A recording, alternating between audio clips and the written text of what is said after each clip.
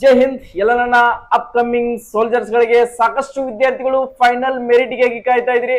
Sir Mangaluru ARO list ಯಾವಾಗ ಬರ್ತದ, sir Bengaluru ARO list ಯಾವಾಗ ಬರ್ತದ. ಆಲ್ರೆಡಿ ಬೆಳಗಾವಿ ಇಆರ್ಒ ವಿದ್ಯಾರ್ಥಿಗಳು ಸೊ POP ಪಾಸಿಂಗ್ ಔಟ್ ಫ್ರೇಡ್ ಅನ್ನ ಕಂಪ್ಲೀಟ್ ಮಾಡ್ಕೊಂಡು ಬಂದ್ರು. ಸರ್ ನಮ್ಮ ಲಿಸ್ಟ್ ಬಿಡ್ತಾರೋ ಇಲ್ಲೋ ಸರ್, ಏನಾದ್ರೂ ಮತ್ತೆ ಹೊಳ್ಳಿ ಫಿಸಿಕಲ್ ಅನ್ನ ನಡೆಸುವಂತ ಸಾಧ್ಯತೆ ಇದೇನೋ. ಸೊ ಅದ್ರ ಬಗ್ಗೆ ಇನ್ಫಾರ್ಮೇಶನ್ ಕೊಡಿ ಅಂತ ಹೇಳಿ ಸಾಕಷ್ಟು ವಿದ್ಯಾರ್ಥಿಗಳು ಕಮೆಂಟ್ ಗಳ ಮೂಲಕ ಮೆಸೇಜ್ ಗಳ ಮೂಲಕ ಮಾಡ್ತಾನೆ ಇದ್ರಿ. ಸೊ ಆ ಕಾರಣಕ್ಕೋಸ್ಕರ ಅದ್ರ ಬಗ್ಗೆ ಯಾವುದೇ ತರಂತ ವಿಡಿಯೋನ ಮಾಡಿರ್ಲಿಲ್ಲ. ಬಟ್ ನಿಮ್ಗೆ ಜೂನ್ ಫಸ್ಟ್ ವೀಕ್ ದಲ್ಲಿ ರಿಸಲ್ಟ್ ಅನ್ನ ಬರ್ತದ ಅಂತ ಹೇಳಿ ಆಲ್ರೆಡಿ ಎಲ್ಲರೂ ಕೂಡ ಇನ್ಫಾರ್ಮೇಶನ್ ಕೂಡ ಕೊಟ್ಟಿದ್ರು. ನಾನು ಕೂಡ ಅದ್ರ ಬಗ್ಗೆ ನಿಮ್ಗೆ ಅಪ್ಡೇಟ್ ಅನ್ನ ಕೊಟ್ಟಿದ್ದೆ ಟೈಗರ್ಸ್. ಒನ್ಸ್ ಅಗೇನ್ ಎಲ್ಲರಿಗೂ ಕೂಡ ಕಂಗ್ರಾಚುಲೇಷನ್ಸ್ ಹೇಳ್ತಾ ಇದೀನಿ. ಈ ಸಾಂಗ್ ಅನ್ನ ಯಾರು ಕೂಡ ಮರೆಯಕ್ ಹೋಗ್ಬೇಡ್ರಿ. ಹೆಂಗ ಮಾತಾಡಿರಿ ಎಲ್ಲ ನೆನಪೈತಿ ಕಳ್ಳನ ಪೌನ್ಯಾರ ಅನ್ನೋದನ್ನ ಪ್ರತಿಯೊಬ್ರು ಕೂಡ ನಿಮ್ಮ ಸ್ಟೇಟಸ್ ಗೆ ಹಾಕ್ಲೇಬೇಕು. ಯಾಕಪ್ಪ ಅಂತಂದ್ರೆ ಸಾಕಷ್ಟು ನಿಮ್ನ ನೋಡ್ಕೊಂಡ್ಬಿಟ್ಟು ಉರ್ಕೊಂಡಿರ್ತಕ್ಕಂಥವ್ರು ಕೂಡ ಇದ್ದಾರೆ ನಿಮ್ಮ ಊರಲ್ಲಿ, ನಿಮ್ಮ ಅದ್ರ ಜೊತೆಗೆ ನಿಮ್ಮ ರಿಲೇಷನ್ ತವದಲ್ಲಿ ಕೂಡ. ಯಾಕಂತಂದ್ರೆ ಪ್ರಯತ್ನ ಮಾಡ್ತಿದಾರಪ್ಪ ಅಂತಂದ್ರೆ ಅವ್ರಿಗೆ ಸಪೋರ್ಟ್ ಮಾಡುವಂತ ಜನಗಳಿಲ್ಲ. ಸೊ ಆ ಕಾರಣಕ್ಕೋಸ್ಕರ ಹೇಳ್ತಾ ಇದೀನಿ. ಸೊ ಅಂತವ್ರಿಗೆ ಇದನ್ನ ಸಾಂಗ್ ಕುಂದಿರಿಸಿ ಒಂದು ಸ್ಟೇಟಸ್ ಹಾಕ್ಲೇಬೇಕು ನೀವು. ಓಕೆ, ಇನ್ನಷ್ಟು ವಿದ್ಯಾರ್ಥಿಗಳು ಕೇಳ್ತಿದ್ರಿ, ಸರ್ ಈಗ ನಾವು ಸೆಲೆಕ್ಷನ್ ಆಗಿದೀವಿ, ಡಾಕ್ಯುಮೆಂಟ್ ಗಳು ಏನೇನ್ ಬೇಕಾಗ್ತಾವು, ಅದರ ಜೊತೆಗೆ ಈಗ ಹೋಗುದು ಎಷ್ಟು ದಿನ ಇರ್ತದ ಸರ್, ಆಲ್ಮೋಸ್ಟ್ ನಮ್ಗೆ ಅದ್ರ ಬಗ್ಗೆ ಇನ್ನೊಂದು ಅಪ್ಡೇಟ್ ಅನ್ನ ಕೊಡಿ ಅಂತಿರ್ತಕ್ಕಂಥವ್ರು. ನೆಕ್ಸ್ಟ್ ಯಾವ್ದೆಲ್ಲ ಸೆಲೆಕ್ಷನ್ ಆಗಿಲ್ಲಲ್ಲ, ಸೊ ಅಂತವ್ರಿಗೆ ಕೂಡ ಅದ್ರ ಬಗ್ಗೆ ಅಪ್ಡೇಟ್ ಅನ್ನು ಕೊಡ್ತೀನಿ, ವೇಟ್ ಮಾಡ್ಕೊಡ್ರಿ. ನೀವು ಯಾರು ಕೂಡ ಗಾಬರಿ ಆಗುವಂತ ಅವಶ್ಯಕತೆ ಇಲ್ಲ. ನಿಮ್ದು ಕೂಡ ಸೆಕೆಂಡ್ ಲಿಸ್ಟ್ ಬಂದ್ರೂ ಕೂಡ ಬರ್ಬೋದು, ಬರ್ತದ, ಅದ್ರ ಬಗ್ಗೆ ತಲೆ ಕೆಡ್ಸ್ಕೊಳ್ಬೇಡ್ರಿ. ನಿಮ್ದೇನಪ್ಪಾ ಅಂದ್ರೆ ಫೋಕಸ್ ಈಗ ಅಗ್ನಿವೀರ್ ಎಕ್ಸಾಮ್ ಅನ್ನ ಬರೆಯಾಕತ್ತಿರಲ್ಲ, ಸೊ ಅದ್ರ ಬಗ್ಗೆ ಫೋಕಸ್ ಅನ್ನ ಇಟ್ಕೊಳ್ರಿ. ಓಕೆ ಸರ್, ನಾನೀಗ ಆಲ್ರೆಡಿ ನಾನು ಇದು ಕೂಡ ಸೆಲೆಕ್ಟ್ ಆಯ್ತು ಸರ್. ನೆಕ್ಸ್ಟ್ ನಂದು ಈಗ ಅಗ್ನಿವೀರ್ ಎಕ್ಸಾಮ್ ಕೂಡ ಬರ್ದು ಬಂದಿನಿ ಅನ್ನುವಂತ ವಿದ್ಯಾರ್ಥಿಗಳು ಕೂಡ ಇದ್ರಿ. ಇರ್ಲಿ ಪರವಾಗಿಲ್ಲ, ಯಾಕಂದ್ರೆ ನೀವು ಪ್ರಯತ್ನ ಮಾಡ್ತಾ ಇದ್ರಿ, ಅದ್ರ ಜೊತೆಗೆ ಇದ್ರ ಮೇಲೆ ನಂಬಿಕೆ ಇರ್ಲಾರ್ದೇನೆ ಮತ್ತೇನು ಕೂಡ ಎಕ್ಸಾಮ್ ಅನ್ನ ಬರ್ದಿರಿ. ಸೊ ಸರ್ ಇದ್ರ ರಿಸಲ್ಟ್ ಅನ್ನ ಯಾವ ತರ ಚೆಕ್ ಮಾಡ್ಕೊಳ್ಬೇಕು ಅನ್ನೋದನ್ನ ಪ್ರತಿಯೊಂದು ಅಭ್ಯರ್ಥಿ ಕೂಡ ಕೇಳ್ತಿದ್ರಿ. ಸರ್ ಇದ್ರ ರಿಸಲ್ಟ್ ಅನ್ನ ಯಾವ ತರ ಚೆಕ್ ಮಾಡ್ಬೇಕು ಸರ್, ಇದ್ರ ಬಗ್ಗೆ ಏನಾದ್ರು ಇನ್ಫಾರ್ಮೇಶನ್ ಇದ್ರೆ ಕೊಡಿ. ನಾವು ಯಾಕಂದ್ರೆ ಕನ್ಫ್ಯೂಷನ್ ಆಗ್ತಾ ಇದೀವಿ ಸರ್, ರಿಸಲ್ಟ್ ಬಗ್ಗೆ ಯಾವುದೇ ತರ ಅಂತ ನಮ್ಗೆ ಕನ್ಫರ್ಮೇಶನ್ ಆಗ್ತಾ ಇಲ್ಲ ಸರ್. ನಾವು ಆಲ್ಮೋಸ್ಟ್ ನಾವು GD ಪಾಸ್ ಆಗಿದೀವಿ ಸರ್, ಟ್ರೇಡ್ ಮಂಡದಲ್ಲಿ ನಮ್ಮ ನಂಬರ್ ತೋರಿಸ್ತಾ ಇದೆ, ಅದ್ರ ಬಗ್ಗೆನೂ ಕೂಡ ಅಪ್ಡೇಟ್ ಅನ್ನ ಕೊಡಿ ಅಂತಿರ್ತಕ್ಕಂಥ ವಿದ್ಯಾರ್ಥಿಗಳಿಗೆ ಸೊ ತೋರಿಸ್ಕೊಡ್ತೀನಿ ನಿಮ್ಗೆ ಯಾವ ತರಪ್ಪ ಅಂದ್ರೆ ನಿಮ್ಮ ರಿಸಲ್ಟ್ ಅನ್ನ ಯಾವ ತರ ಚೆಕ್ ಮಾಡ್ಕೊಳ್ಬೇಕು ಅನ್ನೋದನ್ನ ಕ್ಲಿಯರಿಟಿಗೆ ಬೇಕಾದ್ರೆ ನೀವು ಕೂಡ ಇನ್ನೊಂದ್ಸರಿ ಹಾಕಿ ಚೆಕ್ ಮಾಡ್ಕೊಡ್ರಿ. ಓಕೆ, ಆಲ್ಮೋಸ್ಟ್ ಎಲ್ಲರೂ ಕೂಡ ಕರೆಕ್ಟ್ ಆಗಿ ಚೆಕ್ ಮಾಡ್ಕೊಂಡಿದ್ರಿ ಅಂತೀನಿ. ಆಲ್ಮೋಸ್ಟ್ ಅಲ್ಲಿ ಗೊತ್ತಿರ್ತೈತಿ ಯಾವ ತರ ಚೆಕ್ ಮಾಡ್ಕೊಳ್ಬೇಕು ಅನ್ನೋದನ್ನು ಕೂಡ. ಎಷ್ಟು ಯಾಕಂದ್ರೆ ಮೇನ್ ತಪ್ಪು ಮಾಡೋದೇನಪ್ಪಾ ಅಂದ್ರೆ GD ಇರ್ತಕ್ಕಂಥವ್ರು ಟ್ರೇಡ್ ಮಾಡಿ ಈಗ ನೋಡಿ ನಂಬರ್ ಹಾಕ್ತೀನಿ ನೋಡ್ಕೊಡ್ರಿ ನಾನು. ಓಕೆ, BAN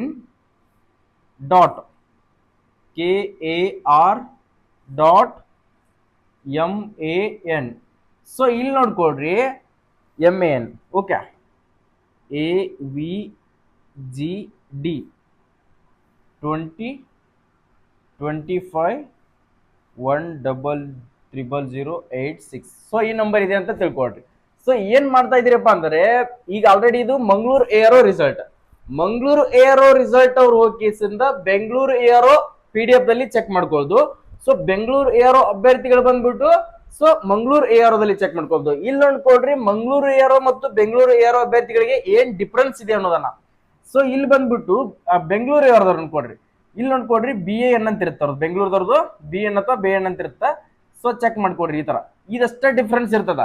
ನೆಕ್ಸ್ಟ್ ಬಂದ್ಬಿಟ್ಟು ಇಲ್ಲಿ ನೋಡ್ಕೊಡ್ರಿ GD ಇರ್ತಕ್ಕಂಥದ್ದು ಇಲ್ಲಿ TD ಅಂತ ಇರ್ತದ. ಟ್ರೇಡ್ ಮನ್ ಇದ್ರೆ ಟ್ರೇಡ್ ಮನ್ ಅಂತ ಇರ್ತದ, ಟೆಕ್ನಿಕಲ್ ಅಂದ್ರೆ TE ಟೆಕ್ ಅಂತ ಇರುತ್ತೆ. ನೆಕ್ಸ್ಟ್ ಅದ್ರ ಜೊತೆಗೆ NA ಅಂತಿದ್ರೆ NA ಕ್ಲರ್ಕ್ ಅಂಕೆ ಆಲ್ರೆಡಿ ಲಿಸ್ಟ್ ಅನ್ನ ಬಿಟ್ಟಿದಾರ. ಸೊ ನಿಮ್ದು ಅಕಸ್ಮಾತ್ GDನೇ ಪಾಸ್ ಆಗಿದ್ರಿಪ್ಪ ಅಂದ್ರೆ ಈ ತರ ಇರ್ಬೇಕು ನೋಡಿ, ABGD ಅಂತ ಇರ್ಬೇಕು. ಕನ್ಫರ್ಮೇಶನ್ ಆಲ್ಮೋಸ್ಟ್ ಎಲ್ಲರೂ ಕೂಡ ಕರೆಕ್ಟ್ ಆಗಿ ಚೆಕ್ ಮಾಡ್ಕೊಂಡಿದ್ರಿ. ಬಟ್ ARO ಮಿಸ್ಟೇಕ್ ಮಾಡ್ಕೊಳ್ತಿದ್ರಿ. ಬೆಂಗಳೂರು ಇದ್ದವ್ರದ್ದು ಬೆಂಗಳೂರು, ಮಂಗಳೂರು ಇದ್ದವ್ರದ್ದು ಮಂಗಳೂರು. ಓಕೆ, ಬೆಂಗಳೂರು ಇರ್ತಕ್ಕಂಥವ್ರು ಬೆಂಗಳೂರು ಚೆಕ್ ಮಾಡ್ಕೊಡ್ರಿ, ಮಂಗಳೂರು ಇರ್ತಕ್ಕಂಥವ್ರು ಮಂಗಳೂರು PDF ಅಲ್ಲೇ ಚೆಕ್ ಮಾಡ್ಕೊಡ್ರಿ. ಕನ್ಫರ್ಮೇಶನ್ ಇನ್ನೊಂದ್ಸರಿ ಚೆಕ್ ಮಾಡ್ಕೊಡ್ರಿ. ಸರ್ ನಂದು ಆಗಿಲ್ಲ, ನಂದು ಲಿಸ್ಟ್ ಅಲ್ಲಿ ಕುಂತಿಲ್ಲ ಅಂತಿರ್ತಕ್ಕಂಥ ವಿದ್ಯಾರ್ಥಿಗಳು ಇನ್ನೊಂದ್ಸರಿ ಕನ್ಫರ್ಮೇಶನ್ ಆಗಿ ಚೆಕ್ ಅನ್ನ ಮಾಡ್ಕೊಳ್ಳಿ ಸ್ನೇಹಿತರೆ.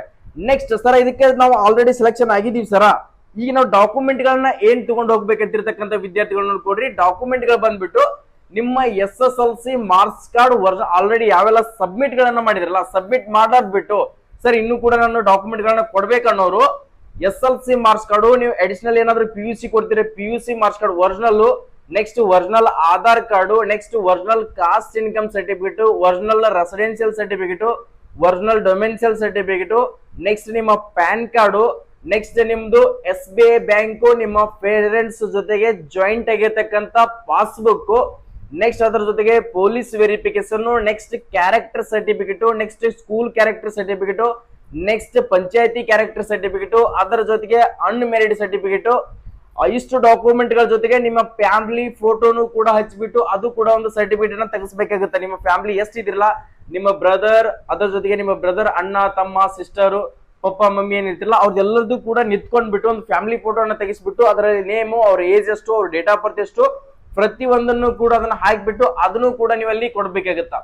ಇಷ್ಟು ಡಾಕ್ಯುಮೆಂಟ್ ಗಳು ಕಡ್ಡಾಯವಾಗಿ ನಿಮ್ಮ ಹತ್ರ ಇರಲೇಬೇಕು. ಸೊ ಇಷ್ಟು ಡಾಕ್ಯುಮೆಂಟ್ ಗಳನ್ನ ಪ್ರತಿಯೊಬ್ರು ಕೂಡ ರೆಡಿ ಮಾಡ್ಕೊಡ್ರಿ, ಈಗಿಂತನೇ ಸ್ಟಾರ್ಟ್ ಮಾಡ್ಕೊಡ್ರಿ. ಆಲ್ಮೋಸ್ಟ್ ನನ್ನ ಪ್ರಕಾರ ನನಗೆ ಬಂದಿರತಕ್ಕಂತ ಇನ್ಫಾರ್ಮೇಶನ್ ಅಂತಂದ್ರೆ ಇನ್ನು ಕೇವಲ 15 ದಿನಗಳಲ್ಲಿ ನಿಮ್ಮ ಟ್ರೈನಿಂಗ್ ಸ್ಟಾರ್ಟ್ ಆಗುವಂತ ಸಾಧ್ಯತೆ ಇದೆ. ಆದಷ್ಟು ಬೇಗನೆ ತಯಾರಿನ ಮಾಡ್ಕೊಡ್ರಿ. ಅದ್ರ ಜೊತೆಗೆ 15 ದಿನ ಫಿಸಿಕಲ್ ಅಂದ್ರೆ ಫಿಸಿಕಲ್ ಅನ್ನ ಕಂಟಿನ್ಯೂ ಇಟ್ಕೊಡ್ರಿ. ಅಲ್ಲಿ ಹೋದ ತಕ್ಷಣ ನಿಮ್ಗೆ ಟ್ರೈನಿಂಗ್ ಒಂದ್ ಸ್ವಲ್ಪ ಟಫ್ ಆಗುತ್ತೆ, ಯಾಕಂದ್ರೆ ಇಷ್ಟು ದಿನ ಫಿಸಿಕಲ್ ಮಾಡಿರೋದಿಲ್ಲ. ಅಲ್ಲಿ ಹೋದ್ಮೇಲೆ ಟಫ್ ಆಗುತ್ತಾ, 15 ದಿನ ಫಿಸಿಕಲ್ ಅನ್ನ ಕಂಟಿನ್ಯೂ ಇಟ್ಕೊಡ್ರಿ. ಸೊ ನಂದು ನೌಕರಿ ಆಗೈತೆ ಅಂತ ಹೇಳಿಕೆಸಿಂದ ಎದಿ ಉಬ್ಬಿಸ್ಕೊಂಡು ಕಾಲರ್ ಎತ್ಕೊಂಡ್ಬಿಟ್ಟು ಯಾವತ್ತು ಅಡ್ಡಾಡಕ್ ಹೋಗ್ಬೇಡ್ರಿ ತಮ್ಮರ. ಯಾಕಂದ್ರೆ ನೋಡ್ಕೊಡ್ರಿ, ಅಷ್ಟು ಈಸಿ ಆಗಿಲ್ಲ. ನೀವು ಟ್ರೈನಿಂಗ್ ಕಂಪ್ಲೀಟ್ ಆಗಿ ಬಂದ್ಬಿಟ್ಟು ನೀವು ಯೂನಿಟಿಗೆ ಹೋಗೋ ಮಟ್ಟನು ಕೂಡ ಜವಾನ್ ಸೋಲ್ಜರ್ ಅಲ್ಲ. ನಾನು ಹೇಳ್ತಾ ಇದೀನಿ, ಯಾವತ್ತೂ ಕೂಡ ಸಾಕಷ್ಟು ನಿಮ್ಗೆ ಇರ್ತಾರೆ, ಶತ್ರುಗಳು ಕೂಡ ಇರ್ತಾರೆ.